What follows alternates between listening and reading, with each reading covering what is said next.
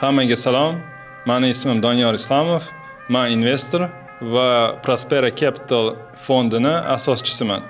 Prospera bu O'zbekistonda birinchi ko'chmas mulkka ixtisoslashgan investitsion fond. So'nggi 5 yil ichida men noldan $1 million gacha ko'chmas mulk investitsion portfelini shakllantirdim. Minimal risk bilan kapitalni barqaror ko'paytirish strategiyasini topdim. Shu sababli men investorlarni birlashtirib, islom moliya tamoyillariga asoslangan aqlli va ishonchli investitsion platformasini yaratdim. Ko'chmas mulk bu ishonchli va likvid aktiv. Agar siz Prospera Capitalga sarmoya kiritsangiz, faqat daromad topmaysiz, mamlakatimiz rivojlanishiga ham hissa qo'shasiz. Bizni fond BI Group kabi yirik developerlar bilan birga hamkorlikda ishlaydi. Biza har bir developerni juda ham chuqur tahlil qilamiz. Kim asoschilari, qanaqa loyihalarni bajargan, mijozlari oldida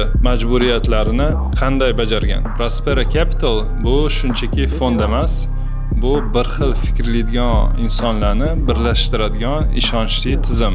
Bizani investitsiyalarimiz real ko'chmas mulk bilan ta'minlangan. Biza har bir investorga chorakli hisobotlarni beramiz. Bizani maqsadimiz faqat daromad keltirish emas, balki aqlli investitsiya madaniyatini shakllantirish. Hayotda men muvozanatni saqlashga harakat qilaman. Sport, biznes, oilam va albatta sayohatlar.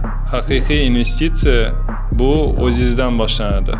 Intizom, maqsad va nimaga shu ishni qilayotganingizni tushunishingizdan biz ishonamiz.